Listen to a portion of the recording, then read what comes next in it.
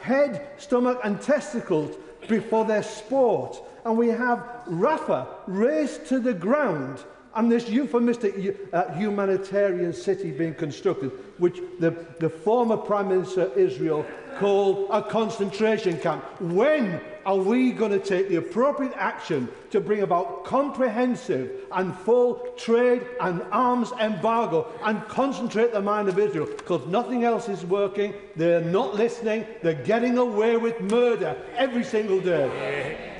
The honourable gentleman clearly didn't listen to a word that I said, but I'm sure that the Foreign Secretary did.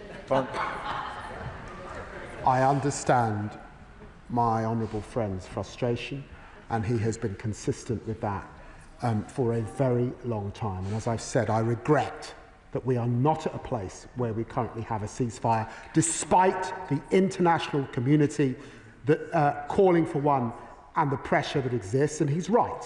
What we are seeing at the moment is an abomination, and I would join him with those remarks. Father of the House, Sir Edward Lee. Of course, we all condemn the evil Hamas, but is not Prime Minister Netanyahu the biggest recruiting sergeant for Hamas? For every fighter he kills, he's radicalising the whole world against the State of Israel because of this appalling humanitarian solution. Now, I agree with everything the Foreign Secretary says, but I think we say to him that our word's enough. I just wonder whether he will oblige the House of Commons now and have a free vote, and I bet this motion will pass by an enormous majority in the House of Commons for further actions against the extreme right-wing actions of Prime Minister Netanyahu, sanctions and recognising the State of Palestine.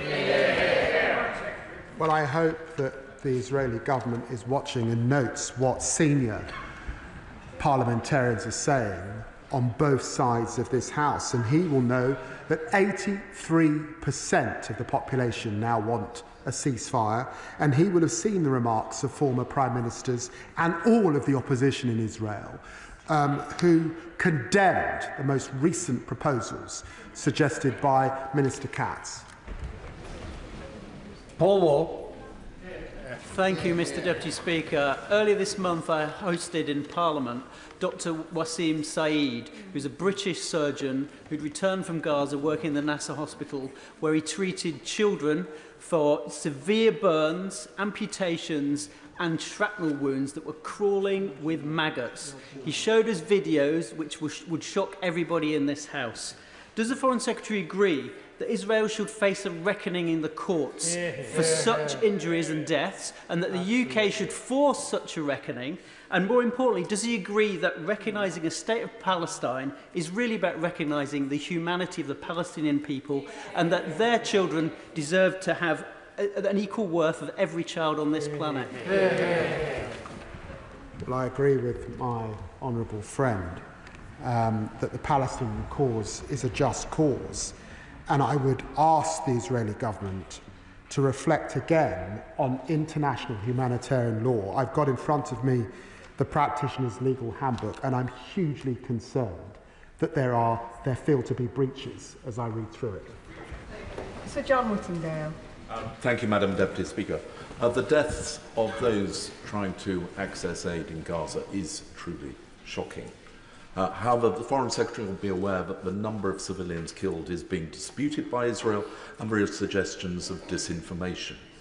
Does he agree that one way in which we could establish what is actually happening is that the international media organisations like the BBC and Reuters were allowed full access into Gaza? Yes, 100%. Uma Kumaran. Thank you, Madam Deputy Speaker. Each time members come together for a statement on the Middle East, there's a new horror to comment on, a new inhumanity unfolding, a new form of strong words from the dispatch box. Last week, IDF shells hit a church sheltering 600 civilians. Several people were killed. The Pope called it barbarity. Yesterday, a World Food Programme convoy came under fire from Israeli forces, despite numerous assurances that humanitarian operational conditions would improve. Innocent Palestinians who were queuing for desperately needed food were killed. According to MSF, we're witnessing in real time the creation of conditions for the eradication of Palestinian lives in Gaza. So I asked the Foreign Secretary, where is this government's red line? At what point does our basic humanity require us to take stronger action? Many of us in this House think the red line was passed a long time ago. Well, can I remind my honourable friend of the action that this government have taken and how we have tried to lead in the international community on this issue. But can I also join her in condemning what we've seen in relation to civilians?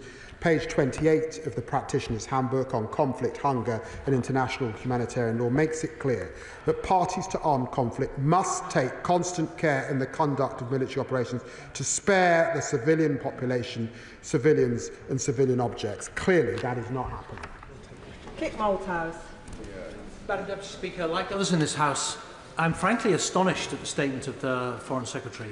At a time when we've got daily lynchings and expulsions on the West Bank, dozens being murdered as they beg for aid, I'm just beyond words, really, at his inaction and, frankly, complicity by inaction at what is going on. He himself said there's a massive prison camp being constructed in the south of Gaza. He knows that leading genocide scholars from across the world now are ringing the alarm bells, and yet he has the temerity to show up to this House and wave his chequebook as if it's going to salve his conscience. Can he not see that his inaction and, frankly, cowardice is making this country irrelevant? Can he also not see the personal risk to him, given our international obligations, that he may end up at The Hague because of his inaction? And finally, really frankly, an appeal to the Labour backbenchers. We can't get your leadership to change their minds. Only you can, if you organise and insist on change. Before I bring in the Foreign Secretary, can I just remind members that we have got other business to proceed to tonight. So please keep questions and answers short. Foreign Secretary. I understand the fury that the right honourable gentleman feels, but I have to tell him, that it demeans his argument when he personalises it in the way that he does, and it is not, and it's unbecoming and not something that the House expects, particularly of more senior members. Alex Ballinger. Deputy Speaker, we've seen again images of children dying of starvation and malnutrition, and this comes after months of warnings by the UN system about the catastrophic humanitarian situation in Gaza. I welcome the Foreign Secretary's announcement of more aid, but we know the GHF will not allow more UK aid in. He said to me 10 days ago at the Foreign Affairs Committee that if there was not a ceasefire, he would consider further action against Israel. As we've seen, the Israelis respond to calls for a ceasefire by launching a new offensive in Deir el-Balah. What further actions will we take to try and end this catastrophic situation? Can I just say to my honourable friend that we have actually been able to get some further aid in with the World Food Programme, and of course that's important. And it is also right to say that with our funding of UK Med, we have been able to save lives. And of course we must endeavour every single day to make the humanitarian situation better. Richard Ford. Madam Deputy Speaker, the Foreign Secretary appeared before the Foreign Affairs Committee on the 8th of July and was asked what would happen if we do not see a ceasefire in Gaza in the coming weeks. He was further asked whether the British government would take further measures against Israel. The Foreign Secretary was pensive and said yes. The British government would be taking further measures if the abomination in Gaza continued. Can he tell the House what those further measures are, or at the very least, when we might see them? Yeah. Well, can I say to the honourable gentleman, we are doing everything we can, supporting our Qatari, Egyptian and US friends to get a ceasefire, and he will understand that in looking closely at these issues, even if we are contemplating further measures, they work more effectively if you can coordinate allies. Sir Gilbert. Thank you, you, Madam Deputy Speaker. The ground invasion of Deir al-Balah is the latest to add to the daily attacks of Gazans and further evidence that the conflict has gone too far. The Israeli foreign ministers have already rejected the joint statement signed by 31 countries, including our governments. Can the Foreign Secretary outline what additional specific steps he will take with others to bring about a ceasefire and secure aid to starving Gazans? What can I say to honourable friend? I set out in my speech the action that this government has taken, and I stand by it. I regret that we have not brought a ceasefire. I have set out also the more aid that we are attempting to get in and how we're supporting the Palestinian people, including the Palestinian Authority, and I stand by that. Stephen Flynn. Madam Deputy Speaker, on the Foreign Secretary's watching in his statement today, he has refused to call it a genocide. He's refused to end all arms sales to Israel, and of course he continues to refuse to recognise the state of Palestine. So here's something he could do. On his watch, just 2 wee kids who've been bombed or shot by the Israeli forces have been evacuated to the UK for medical treatment. Now, the First Minister of Scotland wrote to the Prime Minister saying that we stand ready to provide hospital treatment to those children. Shamefully, the Prime Minister hasn't even bothered to respond. So will he do what his boss won't and commit the UK to making sure that children who've been bombed by Israel are treated? Order, Foreign Secretary. Can I say to the honourable gentleman that we have suspended arms sales that could be used in Gaza, and he should look closely at our export licensing regime, because much of it is not about arms. It's about, for example, equipment that we send to support NGOs and others who are in the area. And of course I'm happy to look with the Home Secretary at what more we can do for children who are suffering. Tan Singh Sitty. Thank you very much, Madam Deputy Speaker. Ministers say it's for the courts to decide whether genocide has occurred in Gaza, but the Genocide Convention is aimed primarily at prevention. And the ICJ has already found that there is a plausible risk of genocide and advised that all states must act collectively to prevent it. While the occupying Israeli forces are accelerating the building of illegal settlements in the West Bank, the scenes in Gaza are horrific, with almost 1,000 people being killed by the IDF just while seeking aid. We're seeing the starvation being used as a weapon, forced displacement of Gazans, the mass civilian deaths, and senior Israeli officials are using dehumanizing language while proposing to concentrate Gazans into a mass detention camp. So, Foreign Secretary, when will the government take decisive action with international partners to prevent genocide? What can I say to my honourable friend? And he prays and aid the law in terms of plausibility in breach of international humanitarian law. If he looks at my statement back in September, I assessed that there was a clear risk of breaching international humanitarian law, and it's for that reason that I suspended arms sales. I am aiming to finish this statement around 7:45, so people will be able to see. I don't think I'll be able to get everybody in with the length of questions. David Mundell.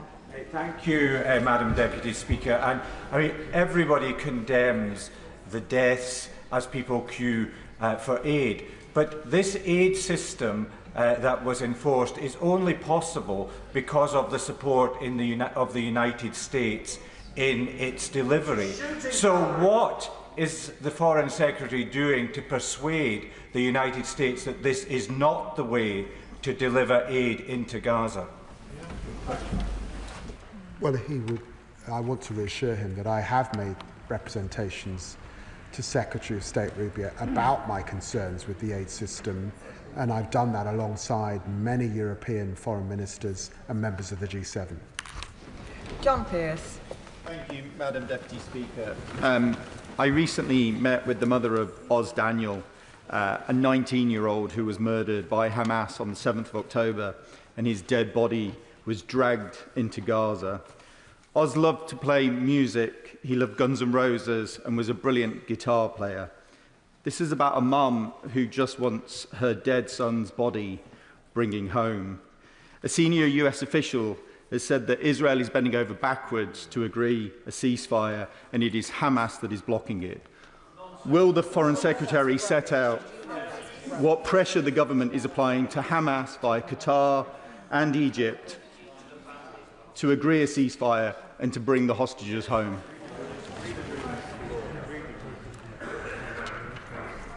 The honourable gentleman is right to the extent that the challenge faced on the ceasefire has been principally that Hamas do not want to pause, and the Israeli government has said that they do want to pause. There's also been discussion of what withdrawal we would see of the IDF within Israel, and of course changing the humanitarian aid system. That is why a ceasefire has remained stuck. But it is my hope that once the Knesset rises on the 22nd, we will move to a ceasefire. Dame Harriet Baldwin. Thank you, Madam Deputy Speaker. And as the Foreign Secretary follows the diplomatic path, will he ensure that in the discussions of the two-state solution, it is borne in mind that not only does the state of Palestine exist in that two-state solution, but also Israel's neighbours do need to recognise Israel's right to exist? Yes, I will.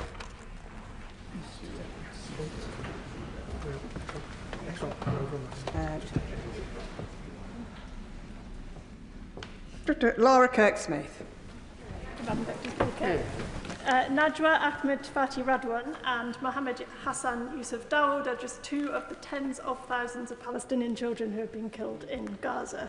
Many of their names were read out over the course of 12 hours at a really powerful vigil that I joined in Aylesbury Town Centre this weekend. Yet today that list of dead children has likely just got longer with Israel's assault on Deir al-Balah. Will the Foreign Secretary say to his Israeli counterparts, enough is enough? Can I reassure my honourable friend that I said that this morning to my Israeli foreign counterpart? Before I call the next speaker, I heard some unacceptable comments directed at a member in this chamber, and I will not be having that. So until I find out from the clerks who said those words, we are investigating it. So please do be assured that I will investigate it. Dr. Andrew Morrison. Thank you, Madam Deputy Speaker. The Foreign Secretary at the beginning of his remarks mentioned the savagery that's unfolding in southern Syria and said that he'd spoken to his Syrian interlocutor, Minister Shabani, about it. Has he spoken to Tel Aviv about it, since the only country that has visibly come to the assistance of the Druze for all the criticism that has been rightly aimed at it is Israel? And if he has, can he say what his assessment is of the wisdom or otherwise of the action that Israel has taken? Well, can I say to the right honourable gentleman that the UK is clear that we expect Israel to adhere to their commitment that their presence in the area of separation in the south is both limited and temporary. And that I did press the foreign minister, the Israeli foreign minister, on their activity, which I worry destabilises the situation further. Debbie Abrahams. Madam Deputy Speaker, and I recognise the Foreign Secretary's labours to get as many international allies on board, and I recognise the importance of that. But clearly we must do more. This is not enough. Given Israel's flaunting of international law and the devastating consequences of that, including, I understand, that Israeli soldiers are reporting being told to kill children, to point and shoot. It's completely unacceptable.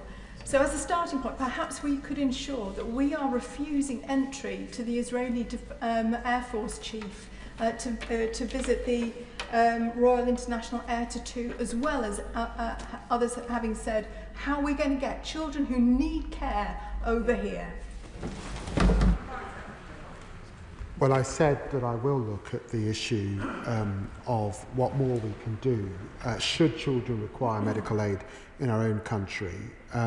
If what she has said is correct, then that would constitute a war crime, very clearly. We cannot have soldiers turning their guns on children, and it wouldn't be appropriate for me to comment on any decision that might come to me. Bob Blackman. Thank you, Madam Deputy Speaker. Last week I hosted Keith and Aviva Siegel, both of whom were hostages and were released. The previous week I met families of hostages who all pleaded with all of us to get the hostages released. They've now been in captivity for 654 days without any access from the International Red Cross. So will the Foreign Secretary call out Hamas to enable the International Red Cross to go and see those hostages and to make sure they're being treated humanely? Well, the Honourable Gentleman is right, and I did say in my statement that Hamas are making hay with the chaos that exists on the ground, and it is quite wrong to restrict the support of organisations like the Red Cross and the Red Crescent. Andy Slaughter. Andy. Thank you very much, Madam Deputy Speaker. The Prime Minister responded to my questions on Gaza in Liaison Committee this afternoon by saying, we need a ceasefire and we need it straight away. The situation on the ground is intolerable. How will we get that ceasefire when the Israeli government has already rejected the statement by Foreign Secretary and his allied ministers as disconnected from reality? The will of the House is clear on this matter, that it wants action, not words. Yes. Why is he not hearing that? Yeah. Well, can I say to my honourable friend, and I thank him for his long-standing campaigning on these issues, of course I'm hearing the strength of feeling in the House. How could you not? And of course the Israeli government can see the strength of feeling in the House. He knows the list of actions that the UK has taken. He knows the work that we're doing with close allies. He knows too that we have not brought this war to an end. And he will be familiar with the work that we're doing with countries like Qatar and Egypt and the United States to bring about a ceasefire. Alison Bennett. Thank you, Madam Deputy Speaker. Yesterday it was reported, as honourable members will be aware, that at least 93 Palestinians were shot and killed whilst queuing for GHF distributed food because they and their families are being starved to death. The fact that GHF stands for Gaza Humanitarian Foundation smacks of an Orwellian doublespeak which I find profoundly disturbing. The Foreign Secretary must surely agree that the current system of aid distribution headed by the GHF is both unsafe and grossly inadequate. Is the Secretary of State content that Britain is doing all it can to ensure it is not complicit in the grotesque use of starvation as a tool of war? Well, I'd want to associate my remarks with what the Honourable Lady has said and to ensure her, not just on my behalf, but on behalf of everyone in this chamber, there will be no complicity of any of us in acts where there could be a clear risk of a breach of international humanitarian law. Matthew Patrick. Thank you, Madam Deputy Speaker. Last week I heard from Keith and Aviva Siegel. They had been held hostage by Hamas, and there was a powerful reminder from them that until all hostages are released, no hostage is released. That's true for Avinatan Or and for his family. It's true for Gali and Zeev Berman and for their family too. And in fact, it's the families of hostages who are some of the loudest voices calling for an end to this war. Can the Secretary of State outline what steps he's taking to ensure that the next ceasefire is permanent, seeing hostages get out of Gaza and aid get in? Well, I'm very grateful to the Honourable Gentleman for his question, and he's absolutely right to mention the hostages that he does, and he knows that I meet regularly with hostage families and did a few weeks ago in my office. And he's absolutely right that the overwhelming majority of the Israeli people, 83%, want a ceasefire so the hostages can get out, and they want it to be a sustained and enduring ceasefire, which is not currently the position of Benjamin Netanyahu. Carly Danier. Madam Deputy Speaker, the UN Special Rapporteur on Violence Against Women has said that Palestinian mothers are repeatedly watching their children slowly starve to death, be maimed, be killed and be buried alive, and that this is deliberate, part of Israel's strategy to physically and psychologically destroy women and the continuity of the Palestinian people. She called this a femi-genocide. Madam Deputy Speaker, the Secretary of State has repeatedly said the situation is intolerable. Yet by failing to pull every single lever that this government could, it is tolerating it. So when will he stand on the right side of history and implement a full arms embargo, widespread sanctions, a ban on the import of settlement goods and funding evidence collection for prosecutions? True. Well, can I say, to Honourable Lady, I stand by all the decisions that we've made as a government. I listed them and they're numerous in my statement. And I just say that on the full arms embargo, I am content that we're not sending arms that could be used in Gaza. I ask her to look closely at the export licensing regime, because there are many things that are sent to Israel and actually they go and they're for use by NGOs in Israel. Sometimes it's so that they themselves are not injured in theatres of conflict.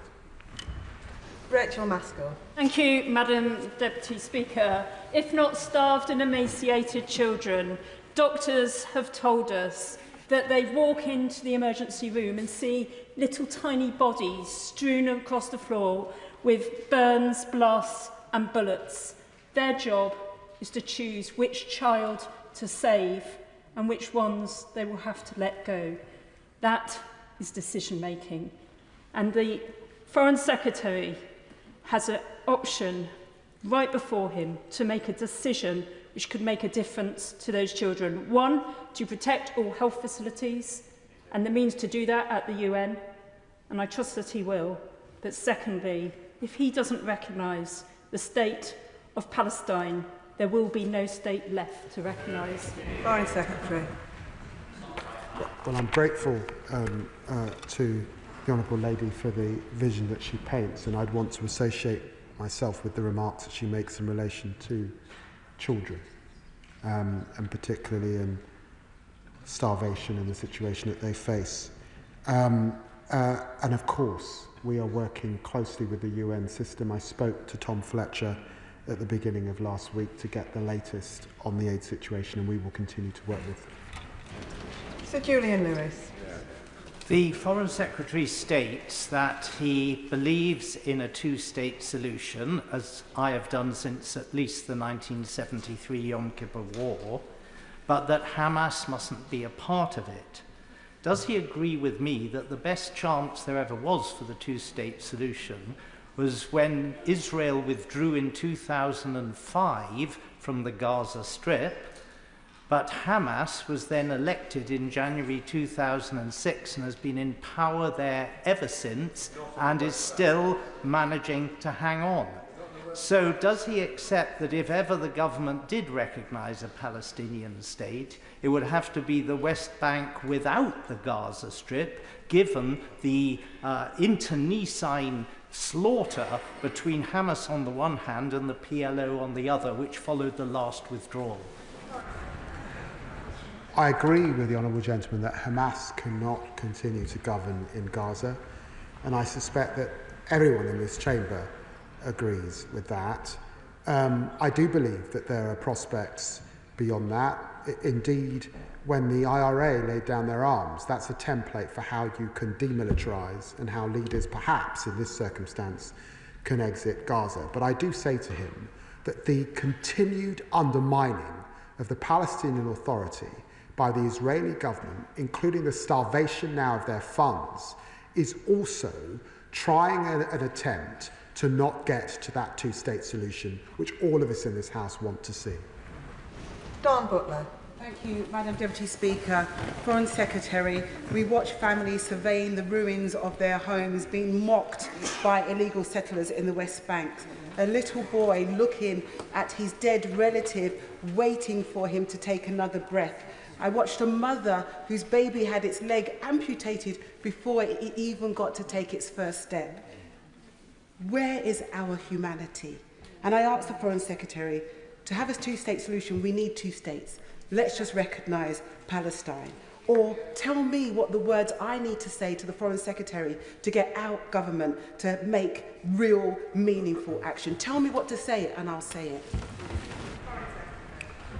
Well, I'd say to my honourable friend that we do need humanity, and everything that this government has done has been to ensure that there is that humanity and to ensure the dignity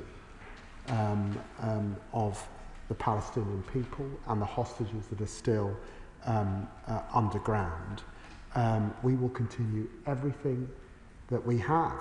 We'll throw everything at it to get that ceasefire. That is what we're doing. I sense her frustration, and many in the chamber. I'm as frustrated as she is, but it's not frustration alone will not deliver what we want to see.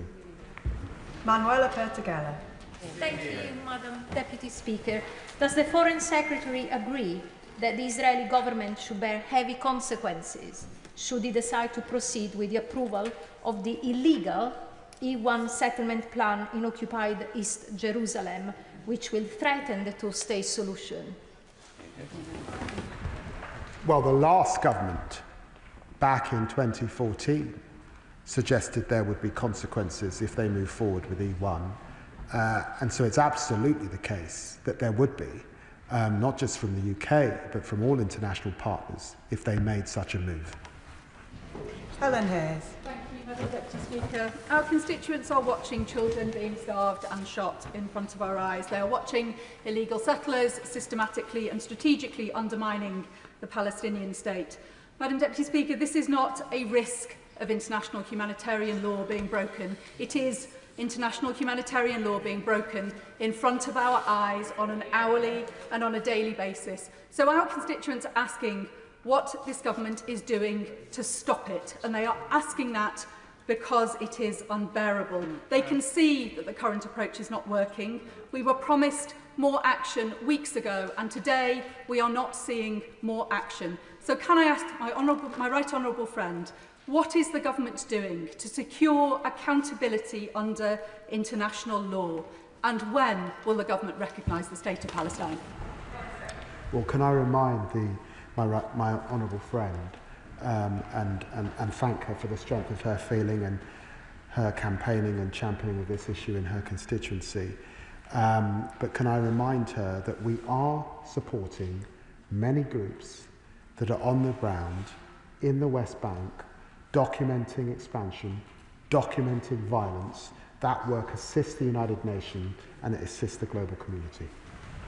Greg Smith. Thank you, Madam Deputy Speaker. There is a narrative around aid, and we all want to see aid reach the innocent in Gaza, that Israel is blocking it. But over recent months, Israel has facilitated nearly 2 million tonnes of humanitarian aid into Gaza. And as of this morning, there were 700 trucks of aid that have passed from Israel and are sitting in Gaza undelivered. So will the Foreign Secretary agree with me that aid is getting through, and what needs to get better is the delivery? I'm afraid I can't agree with that statement, and I don't recognise the numbers. Marcus Campbell-Serviers. Thank you, Madam Deputy Speaker. As I understand it, Hamas want Egypt and Qatar, and also the United States, empowered as legal guarantors, not only for a 60-day truce, but also up to a signatory date of any final agreement with Israel. Can't America be prevailed upon to act as a guarantor beyond the final settlement? Hamas could be forced to reconsider its objectives under pressure from a population desperately looking for long-term security. And I can say to my honourable friend that we're working particularly with Arab partners on this issue. Hamas have got to exit. They've got to step away from the governance of Gaza. But he is right. We cannot have a pause for 60 days. We need an enduring, permanent ceasefire. Danny Chambers. Thank you, Madam Deputy Speaker. Hundreds of thousands of people in Gaza are being deliberately starved to death. Aid convoys are coming under fire. Children are being shot by soldiers, and schools and hospitals are being bombed. Could the Foreign Secretary outline what further war crimes need to be taken place until the UK government will sanction the Israeli government and sanction Prime Minister Netanyahu himself? Well, can I say to the honourable gentleman that he would struggle to point to any government of a major G7 or European state that has done as much as we have in office. We led the sanctioning of Smodrik and Ben-Gvir specifically because of their language and their behaviours in relation to the West Bank. And of course we have said that we keep sanctions under review, as he would expect. Dame Chianwara. I welcome the Secretary of State's statement with world leaders urging Israel to agree to a ceasefire in humanitarian aid. But I say to my right honourable friend, who as I know entirely sincere, that we have heard in this chamber, and indeed the British people have heard, urgings and demands and outrage, and yet the situation only gets worse, with more and more Palestinians dying, each life of incalculable value. In my adjournment debate in April, I asked what more we could do to help the Palestinian people. And when the Minister responded to me last week, he clarified, he made some useful clarifications, including that Israeli settlement goods should be labelled so British people can decide what they are spending their money on.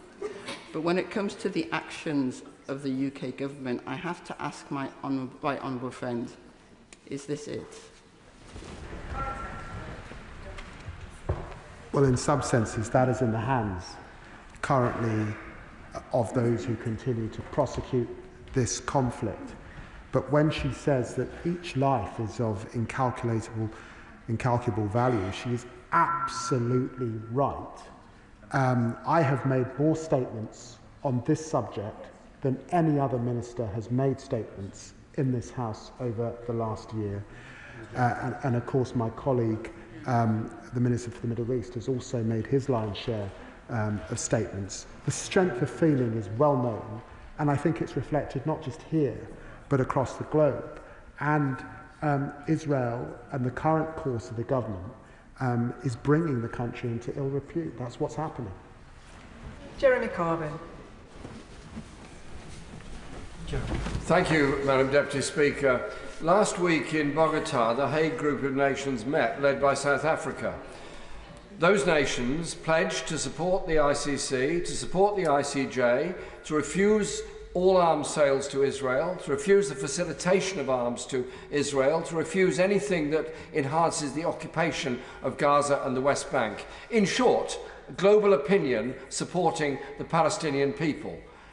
Will the British government also sign the Hague Declaration and support those group of nations determined to bring the world's attention to this, to end the genocide that's going on and the occupation that continues? Well, I will speak to my South African counterpart about that issue, but can I say to him, we here in the UK support the ICC, and indeed it receives funding from British taxpayers and the ICJ. We also stand against what we are seeing in the West Bank and what we are seeing in Gaza. So much of what he has said, I would also say, is consistent with UK policy.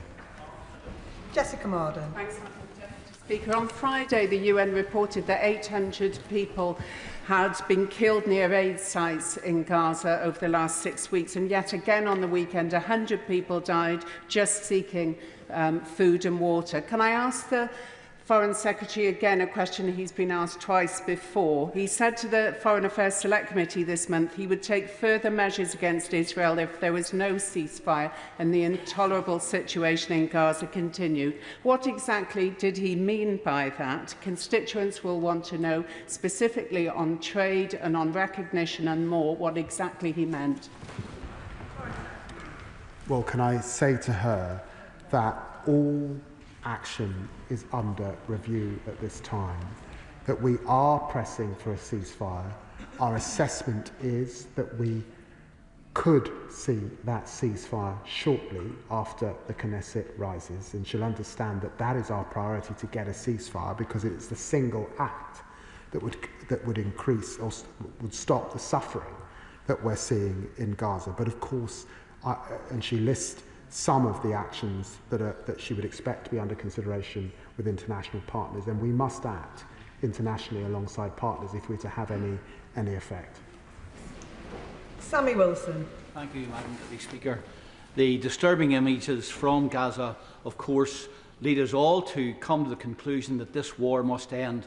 But we must remember that it was started because terrorists raped, burnt, murdered, took captives and still abuse those captives today. And the war could finish tomorrow if they release those captives and agree to ceasefire. There's been much said today about Israel trying to starve the people of Palestine. The fact is that since the new arrangements went in place to stop Hamas stealing aid, 82 million meals have been supplied through the new arrangements to Gaza. And I think that our government should be, instead of talking about a two-state solution and talking about recognising a state which doesn't exist, and if it did exist, will be controlled by terrorists, we should be standing by the government which is seeking to have justice for its own citizens.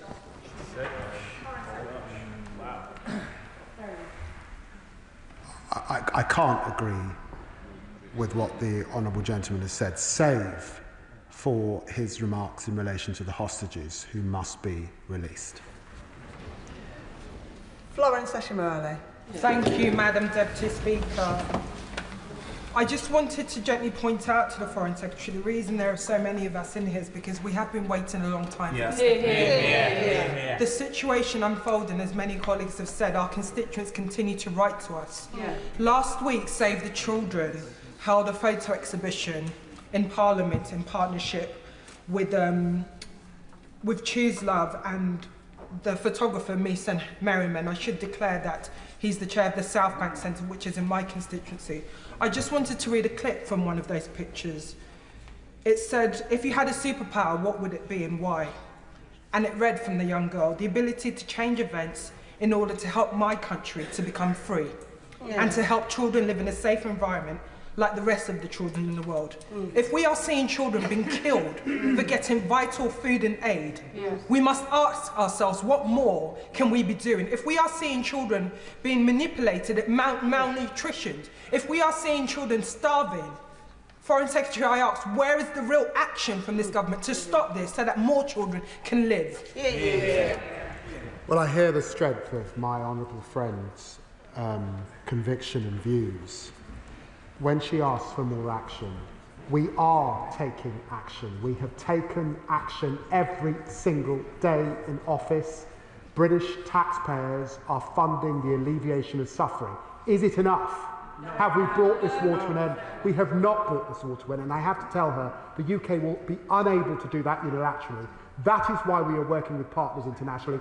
I have done that every single day in office. Me raising my voice will not bring this war to an end, and I lament that and I regret that. But am I sure the UK government is doing everything in its power? Yes, I am. Chris Law. Thank you, Madam Deputy Speaker. 29 arms export controls were suspended in September due to possible break in international law. Yet between September and December, there was a further 34 licences. So can I explain that? Can I ask the Secretary to explain that decision? How many licences have been produced this year?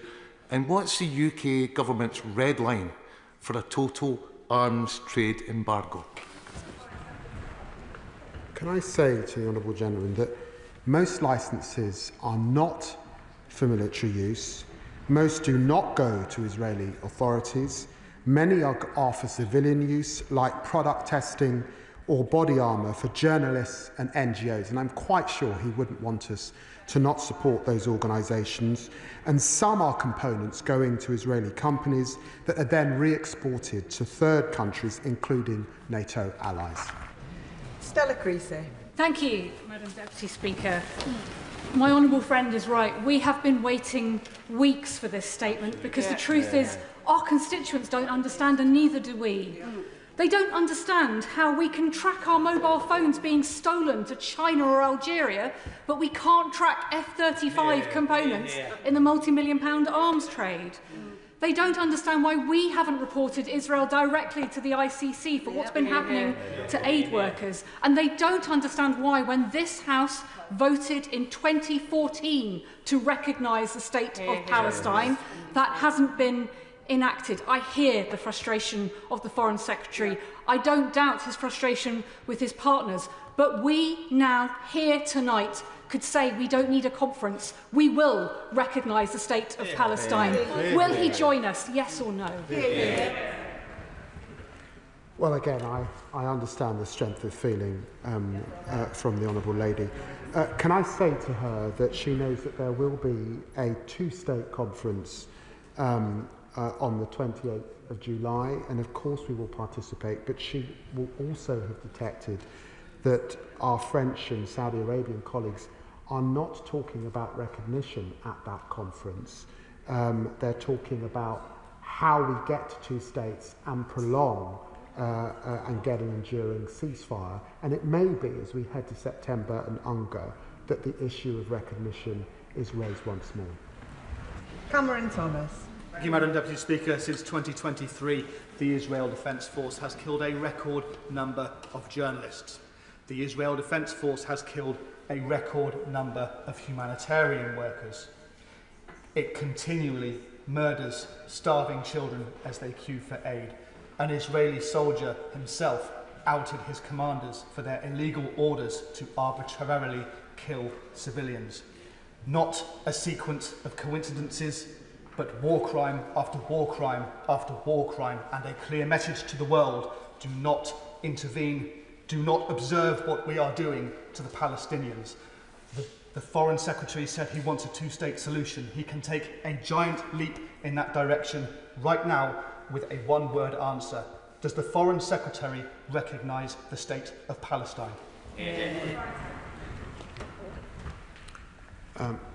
He's heard what I've said in terms of my commitment to two states. He knows that we have not yet got a ceasefire, and he knows that we are working with international partners to ensure that we get an enduring ceasefire. And he knows the debate around recognition, because I've talked about it not just in select committees but at this dispatch box on many occasions. Marcia de Cordova. Thank you, Madam Deputy Speaker. 17,921 children have been killed in this horrific war in Gaza. The Israeli army willingly opened fire on children collecting food and trying to access water. Children are literally being starved to death. And those children not killed are left with disabling injuries. Now, I agree with the Foreign Secretary, the war in Gaza must end, but we've seen the response from the Israeli Foreign Minister. They are ignoring what this government is saying. So I ask the Foreign Secretary, what will he do now? And is it not time for there to be an end to all arms sales, not just some, all, and a complete ban on all settlement goods? And he says he's going to be part of the conference next month, well, this month on the 28th of July. But what I will say, he doesn't need a conference to recognise the state of Palestine. I just say to my honourable friend politely that there are countries, not this year but last year, who took a step to recognition. It did not change things on the ground. It did not change things on the ground. So she says with passion what is going on. My focus is what is going on and trying to alleviate the suffering. whilst I recognise the debate on recognition. But I do say to her politely, it is not my assessment, in all honesty, not that of course we must move to recognition at the appropriate point, but I do not believe in terms of this conflict it would change the situation on the ground. Caroline Burden. Thank you, Madam Deputy Speaker. Every day we are seeing more and more reports of children being killed in cold blood while they queue for food. The horror cannot get any worse. Prime Minister Netanyahu has already rejected the statement signed by 31 countries. It didn't take him long, and it's very clear that he's not interested in stopping this horrific offensive. The time for words is over. This House wants to see actions, widespread sanctions, an end to all arms sales, and recognition of Palestine as a state. Netanyahu deserves nothing less, and he might actually take notice if we take action. So will the Foreign Secretary consider doing more taking more action to bring this horrific offensive to an end? As I've said, yes to that last bit. I want to see a ceasefire in the coming days, but of course we continue to consider what further steps we can take with allies to bring this war to an end, as she would expect. Ruth Cadbury. Thank you, Madam Deputy Speaker. Does the Foreign Secretary accept that Israel's plans to transfer control of the Ibrahimi Mosque from the Palestinian municipality of Hebron is highly inflammatory and a violation of international law? And will the government condemn any transfer of authority away from Palestinians and consider sanctions against the Kiryat Arba settlement municipality if it assumes such a role? We are concerned at the statements and the language that have been made. We do believe that they're inflammatory. We do believe that they breach Israel's obligations, and we are looking closely at Israel's behaviour if that were to take place. Ali Chams. Thank you, Madam Deputy Speaker. Foreign Secretary, words do matter, but actions speak louder. What MPs, members across this House cannot understand, what citizens of this country, our constituents cannot understand, is why he will not take the actions that are available to him to end UK complicity in this horror. A full arms embargo and an end to all military cooperation, a full ban on all settlement goods, sanctions on all those responsible for genocide, recognition of the state of Palestine. Why will he not take these concrete actions now? Can I reassure the Honourable Lady, the UK government is not complicit in any actions that would breach international humanitarian law. I took that step back in September alongside restoring funding to UNRWA. She asked for a full embargo. She will note that there was a judicial review of that decision.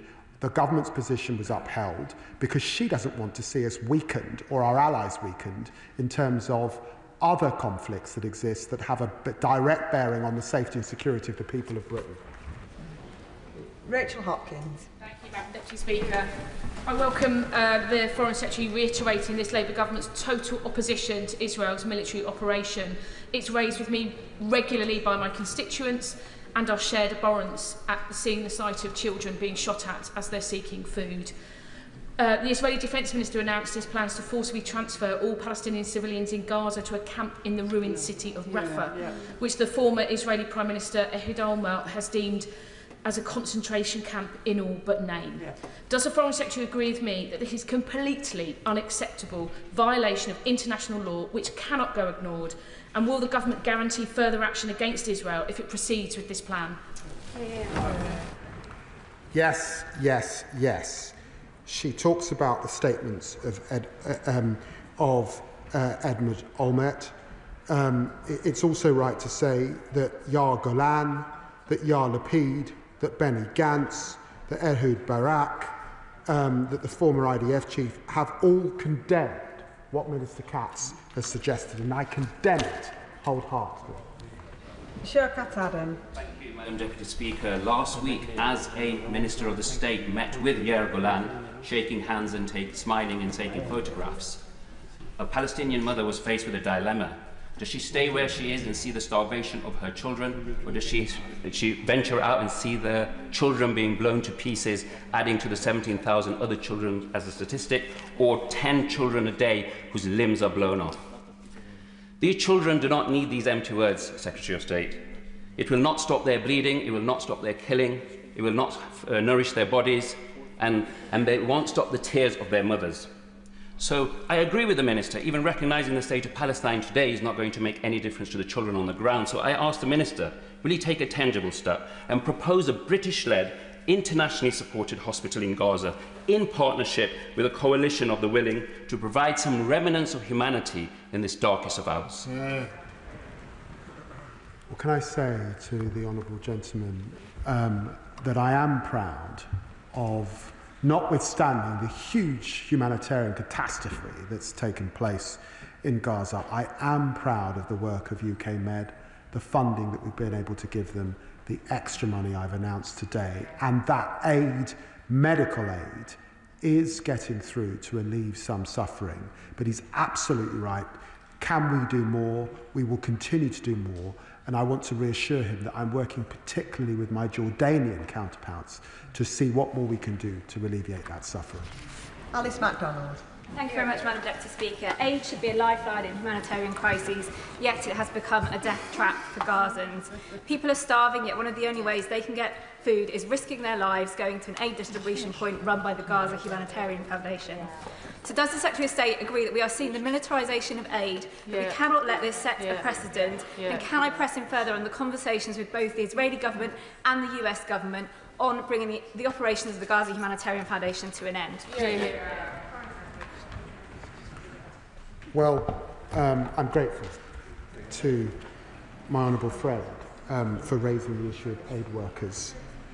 The widespread loss of life of aid workers is just a travesty. It's unprecedented. And I would remind colleagues of Chapter 2 of the Conduct of Hostilities of the Legal Practitioners on Humanitarian Law, and it says distinctions lie at the heart of international humanitarian law. It requires parties to armed conflict to distinguish at all times between civilians and combatants, and of course that includes aid workers.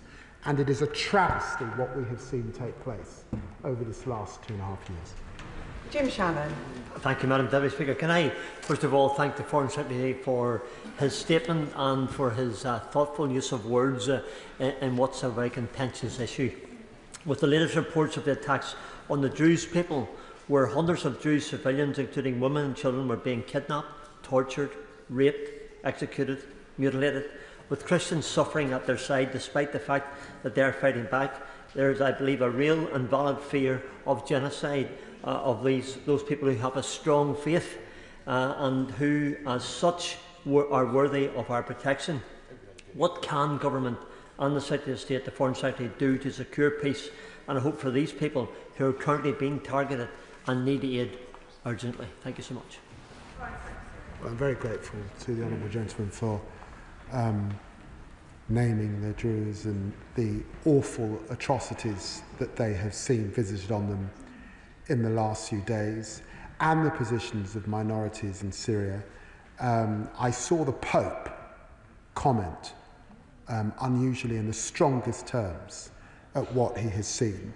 Can I reassure him that I raised these issues with the Syrian leader myself, that I urged him to act. There must be accountability as he grips the entirety of his countries. Of course, these incidents were also taking place under the Assad regime, and in some ways have been going on for much time. But it is totally unacceptable, the suffering that is being wrought on minorities in Syria at this time.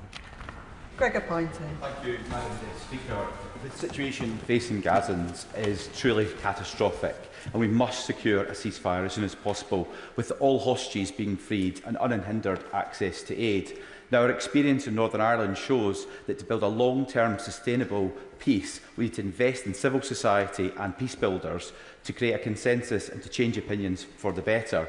Will therefore my right honourable friend tell us what this UK government is doing to support the International Fund for Israeli-Palestinian Peace? Well, can I reassure my honourable friend that British taxpayers are funding NGOs that work across communities. We're supporting that work on the West Bank, we're supporting that work on Gaza, we're supporting accountability because that is number one when we look at some of the injustice that is being wrought, and we will continue to do that work, including the International Humanitarian Fund. Ayub Khan. Thank you, Madam Deputy Speaker. There are no red lines. Every single allegation made by the Israeli government of the crimes committed by Hamas have been reacted or reenacted and executed. For example, killing of innocent people, beheading of babies, burning of babies alive, rape, hostage taking, including many hundreds of doctors.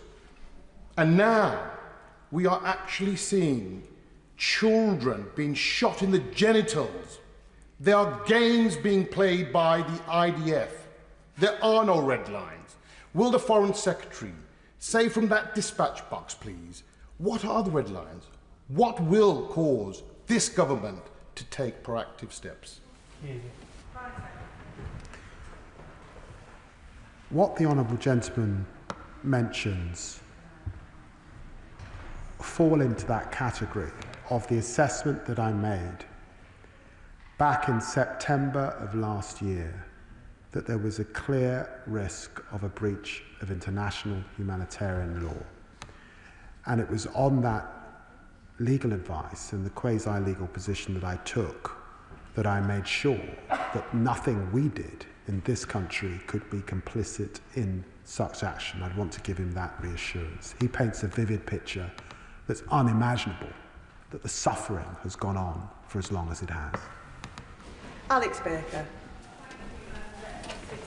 The suffering of civilians in Gaza has reached horrific levels. Israel's aid delivery model has failed to meet humanitarian needs. As a mother, I can't bear to watch children being murdered. My constituents can't bear to watch. I welcome the statement today, but what is the government doing to deliver the 3 actions that my constituents want to see this government deliver? A UN-led ceasefire, the release of hostages, and a credible pathway to a 2-state solution. Well, I'm very grateful for my honourable friend mentioning all 3 of those things. We are working for a ceasefire. It's my assessment that we probably won't get one now before the Knesset rises. We are absolutely working to get those hostages out, and I've called to mind opinion in Israel that wants to see a ceasefire to get those hostages out, reminded the Israeli government of that, and I did that again when I spoke to the minister. The aid situation is abominable. That there are trucks waiting at the border is totally reprehensible. And as I say, I'm guided by the practitioner's handbook on breaches of international humanitarian law, war crimes, the duty of care, proportionality and distinction, particularly in theatres of conflict, and I am deeply troubled that these seem to be being breached. Iqbal Mohammed. Thank you, Madam Deputy Speaker. I welcome this Foreign Secretary's announcement of additional aid to help the people of Gaza. But this is aid that will join the millions of dollars and thousands of trucks of aid that is stood outside the border, not being allowed in to Gaza. There are 1 million children in Gaza starving to death. Palestinian children are our children. We must do everything in our power to get food to them. 85% of the population is facing a level 5 of the starvation assessment. So what steps, please, what steps will the UK government and the Foreign Secretary take to feed our children in Palestine? I'm very grateful to the way in which the Honourable Gentleman has put his remarks. And he knows that in the occupied territories, Israel controls who gets in and who gets out. He knows that the last time we saw a ceasefire, we saw a rapid escalation of humanitarian aid to the people of Gaza. That is far from the situation today. We were able, working with the UN system, to get some WPF trucks in, an increase over the last few weeks. And our EU colleagues have been doing a considerable amount also with the Israeli government to increase the amount of trucks. But is it sufficient? No, it is not. And therefore we remain deeply worried about malnourished children, notwithstanding the statements that have been made in this chamber about children whose life has been taken away from them as they've waited for aid because of the system that's been put in place.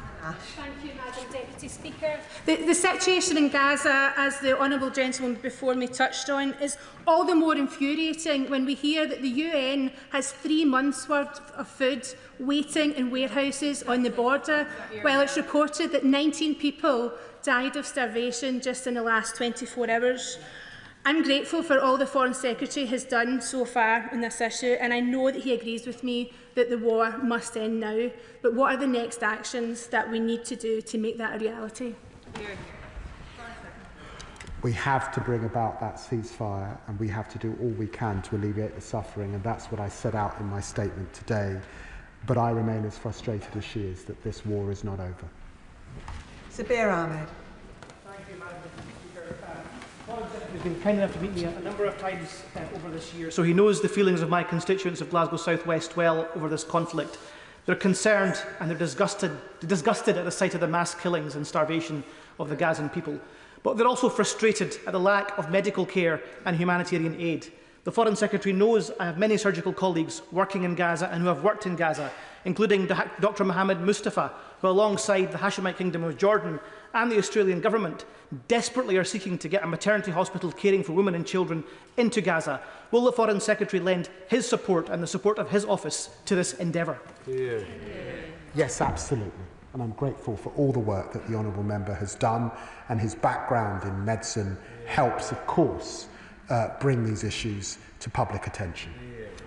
Calvin Bailey. Thank you, Madam Deputy Speaker. According to the UN, nearly 800 Palestinians have been killed near the GHF aid points. And despite the UK sending £129 million in aid, this is nearly pointless, as the denial of the UN's aid system and Israel's cruel and blockade is choking off supplies for the people who need it, and looks very much like starvation as a weapon of war. Yeah. The RAF broke a previous blockade with airdrops months ago, and while we welcome the additional medical aid that has been promised today of £40 million, and today's international statement, Israel has rejected such appeals.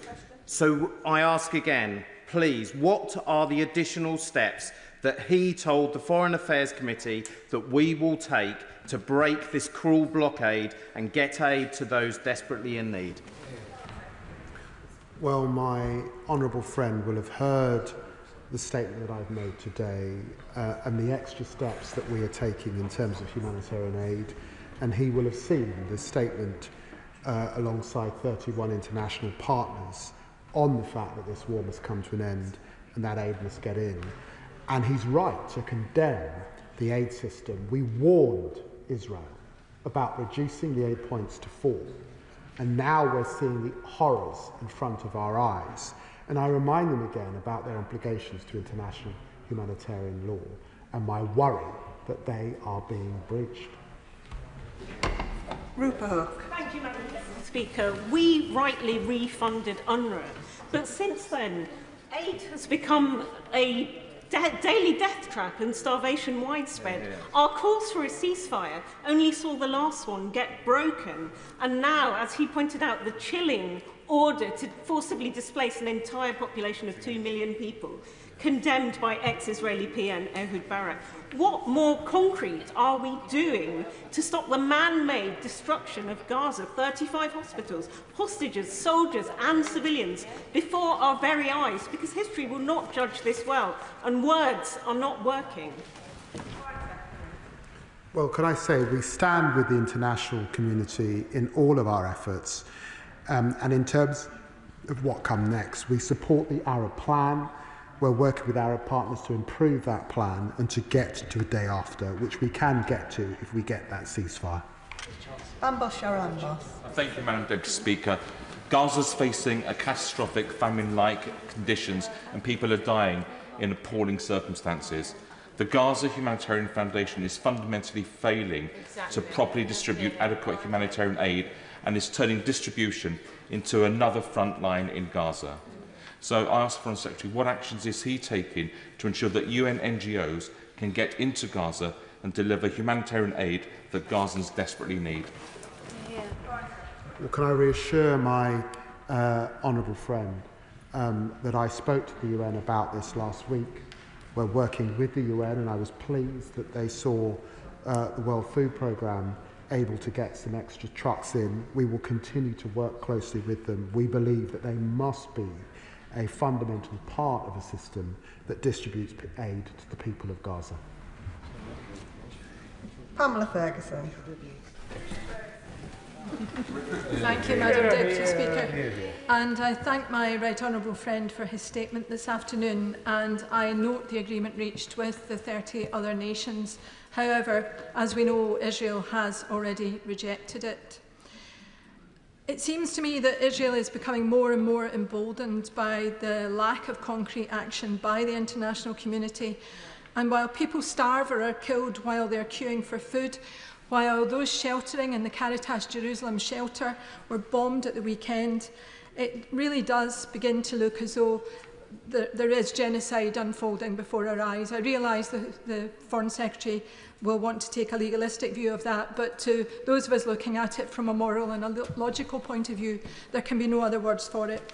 And while I understand and I agree with the Foreign Secretary that recognising the state of Palestine will not bring this to an end, it would at least give the people of Palestine something to cling on to and some hope. So can we please not discount the opportunities to raise that issue and to advocate for that issue and to declare that we regard Palestine as a state? Can I reassure the Honourable Lady? And the Honourable Lady is, in my experience, uses her words carefully, and the whole House will have heard what she said this afternoon. But can I reassure her that in my discussions with the Jordanians, with the Saudi Arabians, with the Qataris, with the Emiratis, with the Egyptians, and indeed with Prime Minister Mustafa, of course we discuss the recognition issue, as we have been doing with our French colleagues. Jazzatrov.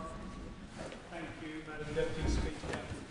The Israeli government's denial of aid to civilians is turning an entire population of Palestinians to just skin and bones, starving them to death. As kids die, the Israeli government is pushing ahead in defiance with their humanitarian plan for Gaza, a plan that has been described as a concentration camp by the former Israeli Prime Minister. Can I press the Foreign Secretary to enforce further sanctions, and can he lay out what tangible pressure the government is putting on Israel to stop using hunger as a weapon of war? Well, can I reassure the Honourable Gentleman that, as he would expect, I raise these issues with Israel on a regular basis, and I raised that issue with Israel this morning. Zahir Ali. Thank you, Madam Deputy Speaker. Inhumanity is a red line drawn by international law, underwritten by universal human rights. In Gaza, that red line has not just been broken, it has been ignored, it has been betrayed, it has been erased. Foreign Secretary tells us Netanyahu is not listening. In fact, he's putting his middle finger up to the UK government. Will the Foreign Secretary send military personnel to protect Palestinians from the genocide that is being committed by the IDF? Well, I recognise the strength of feeling that the honourable member is conveying to this chamber. I listed all the things that we are doing, and I think the most important thing that the UK government can do is pressed to get that ceasefire and pressed to get an alleviation of suffering, and of course to do everything we can to see the hostages return. John McDonnell. I just want to be clear the government's legal position, if I can. On the 11th of June last year, the government reported that it saw no serious risk of genocide in Gaza. All this time on, and the statements that this Foreign Secretary has made, can I be clear? Is he saying tonight that the government accepts there's a plausible risk of genocide? If he isn't, can he instruct his officials to undertake an immediate review and report to members as rapidly as possible? Because this does, therefore, if it is a plausible risk of genocide, it places legal duties upon the government and all of us, I believe, to act accordingly. And one of the things that could be done, as we've seen in the past when we've had rogue states like South Africa, etc., is the best form of bringing them to heel is financial sanctions. And if he met the financial houses in this country and the banks and they denied credit lines to Israeli banks, I believe that would be probably the most effective thing that we could do to bring the Israeli government to its senses. Well, can I say to the Right Honourable Gentleman that I'd refer him to the statement I made back in September and the addendum to that statement, which set out the basis on which I had judged that there was a clear risk of international humanitarian law. He knows the long-standing position that it is for the international courts to make any determination of genocide.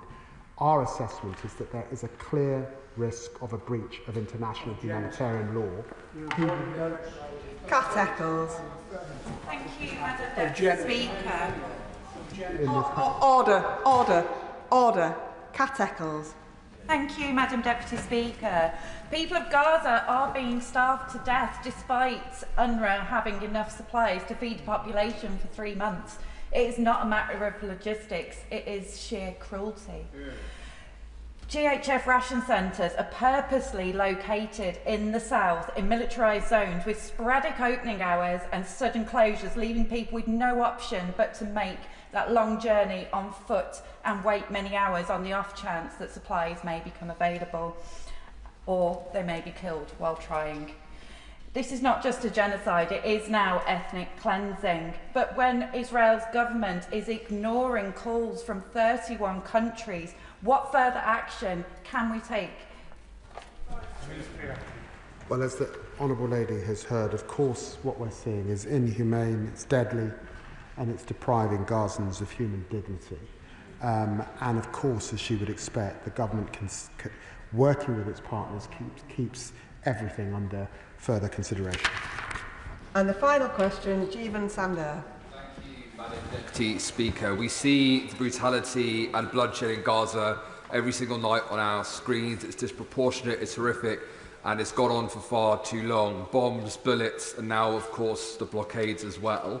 And there can never be any justification, no justification for shooting people whilst they're waiting and queuing for aid. I know the Secretary of State shares my desire for peace, a two-state solution, an immediate ceasefire and the flowing of aid into Gaza. Can the Secretary of State share what he is doing to help achieve that? Well, he's right. There can be no justification for shooting people as they are queuing for food. None whatsoever. And can I reassure him that we continue to work with the UN system and we continue to work with close partners like Jordan to do all we can to alleviate the suffering. That concludes the statement, and if I can just give the front benches a few moments to swap over.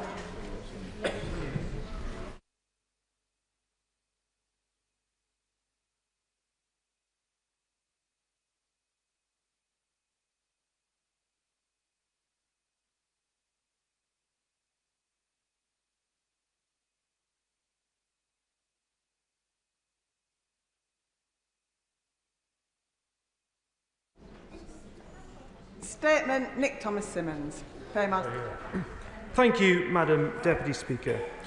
The Infected Blood Inquiry's additional report was published on 9th of July, and today I'd like to provide the House with an initial response. I'm grateful to Sir Brian Langstaff for seeking justice for victims and for the inquiry's constructive additional report. His ambition was to ensure that fair compensation is provided to every person that is eligible without delay, and that resonates across the country.